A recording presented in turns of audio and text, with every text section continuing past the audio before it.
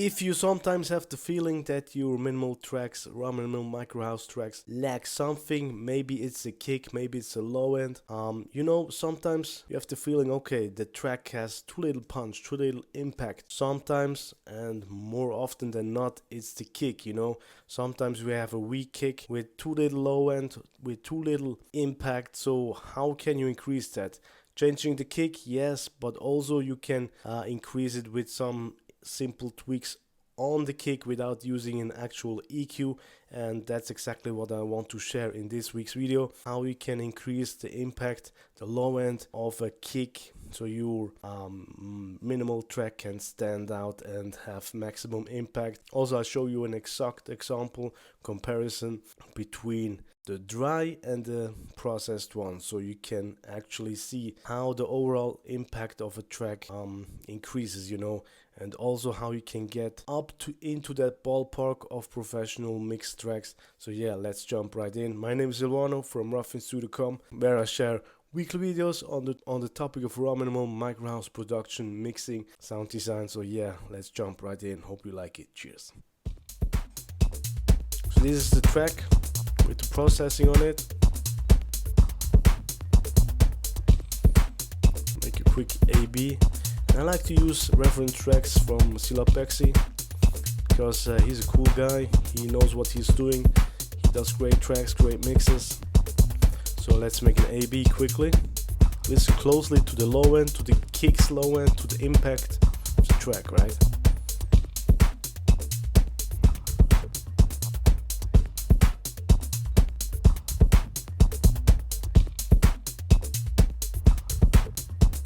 I'm on bypass.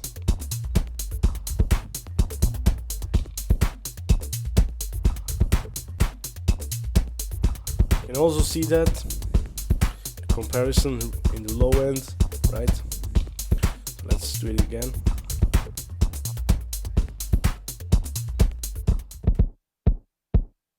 So let's compare it again. If you can't hear it, increase the volume, use some headphones maybe, or even touch your speaker's membrane. Honestly, this is not a joke, but you can actually feel the difference. I learned this from a mastering engineer at Point Blank Music School, and he always told us, okay, walk up to the speaker and touch the membrane, so you can actually feel it and not just hear it, right? That's what we want. We want that feeling in the chest, in the club.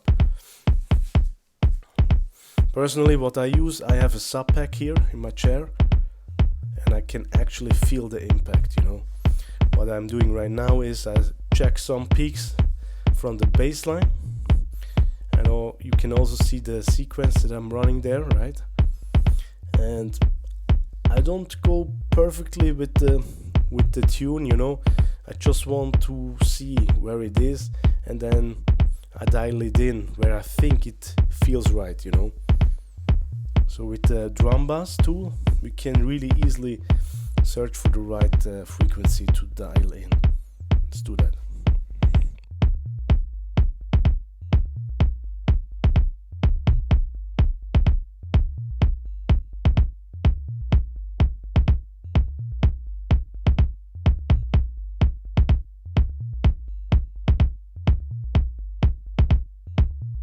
So you need to listen very closely, right?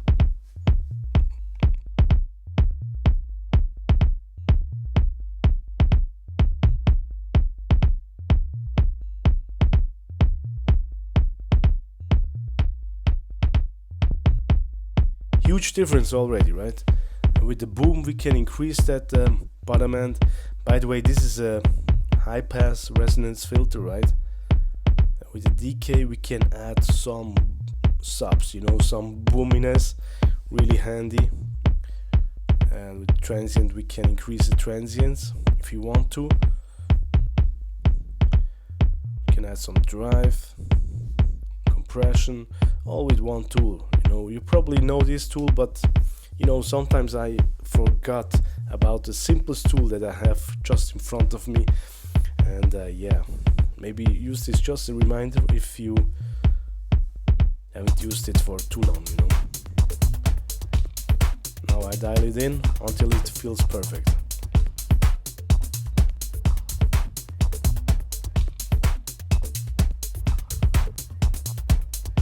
I often found around 30 to 50% it feels perfect. As you can see, in the low end is almost lining up with the professional release track from Subpac I.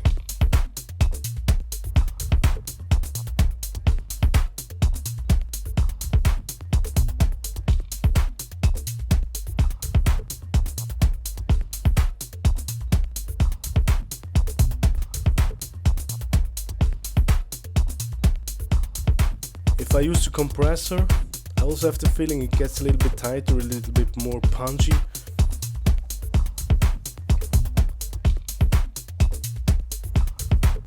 Right?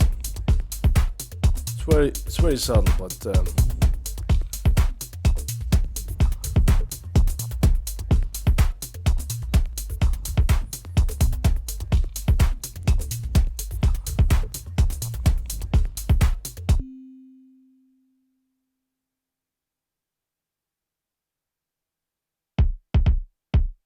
now let's see if we can do one from scratch again. Let's search for some kick that is a little bit weak in the low end maybe, and then let's see how we can increase that in a hands-on way so you get the full picture how to do that, and you can adapt it from there, right?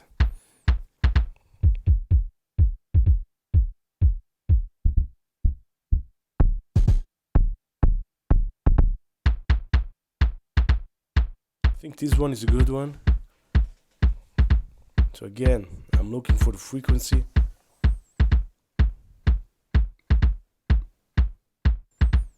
Double check the compressor setting maybe.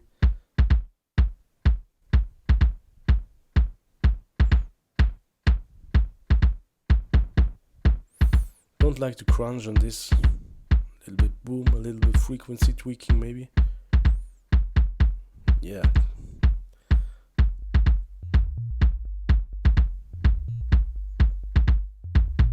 Sometimes I simply close my eyes and really try to listen, you know, and not get confused by all the parameters and stuff.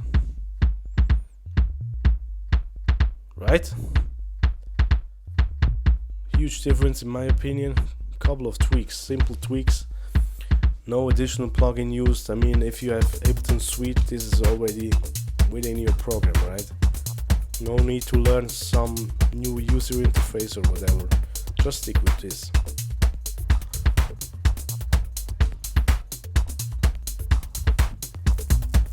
Can you hear the impact of the overall vibe of the track? If we just...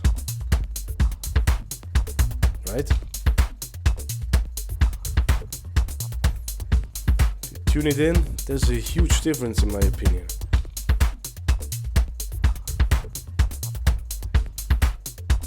Back in.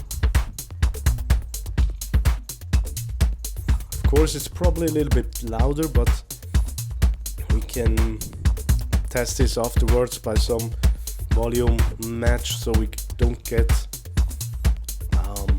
irritated by the volume change, right? Because it's so much fun, let's do another AB. So yeah, let's do quickly the volume match. I use a Max for Live device. Or actually, let's do first, or try out some compression afterwards, so maybe we can make it a little bit more punchy, a little bit more tighter.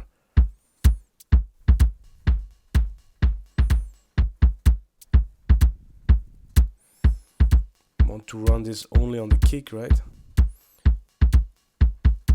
And honestly, I just stumbled over this, you know. But I have the feeling this actually works not too bad, you know, for the kick, for the impact a little bit, for the tightness. Right?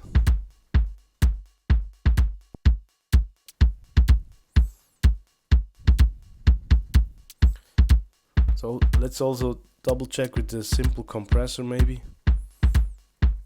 I'll try to use a longer attack so we don't crush those transients at the very beginning that gives the impact, right?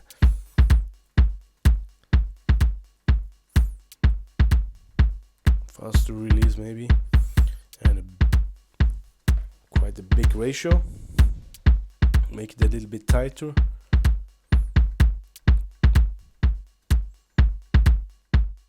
The makeup, I also want it to be the same, you know.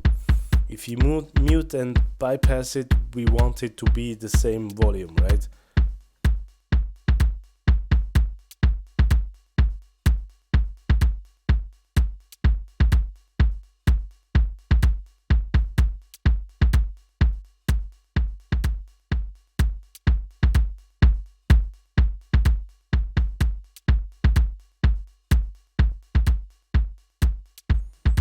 Now let's double check maybe with the volume match. This is max for live device. So we have a sender and a receiver, right? And we put the plugins processing between those two. So we can bypass it. It's bypassed, but without the volume change, right? So we are not fooled by the processing. By the volume change, sorry. Hey friend, I'll jump back into the video in a second, but before we do so, I want to say thank you. Thank you that you watched so far. Really, this means a lot. I wouldn't make those videos if no one would watch, so you watched this far. So I want to reward that, and I want to give you something for free, which is my Ableton Live One Tool preset pack. So this is basically Ableton Live based stock pack. Those are basically presets, you know, that you can drag and drop into your channels. Let's jump quickly in and see some examples how this can help you out and how it can inspire you, and then we jump back to the content. Thanks for watching.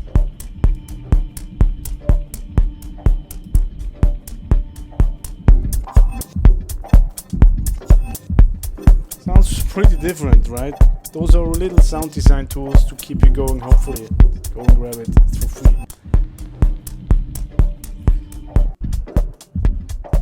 Let's make this a little bit dirtier maybe. Right? Automated.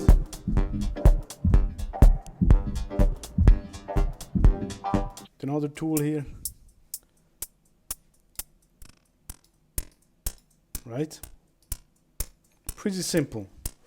Again, those are not the most complicated whatever tools. They are simple, straightforward tool to make a little bit of impact, to add those little things that I like to talk all the time in my videos, which is add things that you can feel but not hear, you know.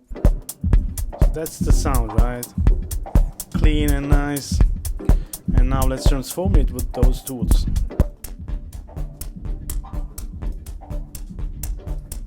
Of course we want some additional grooves, right? Now you can transform shit pretty easily with those tools. It lets you really tweak stuff, you know, that's my whole point. It's not the fanciest shit, but it's quick and an easy fix, and that inspires you, you know. Combine it, add more stuff, add more tools, and it keeps you going. I hope it does, you know. So let's add some stuff to this maybe. Right? Let's make quick A-B. Sounds pretty different, right? Those are little sound design tools to keep you going, hopefully. Go and grab it, it's for free. I also want to show what's possible with one simplistic, minimalistic tools, you know, where you can transform your shit with stock plugins. So yeah, if you want that, grab it on the link below. Thanks for watching. Now let's get back to the content. Hear that?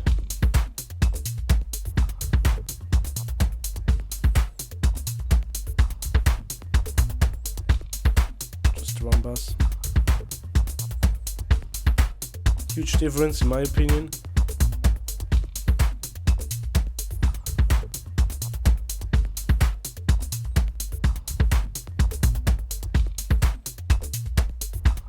For the overall impact, right? Hope you get the idea, hope this is helpful.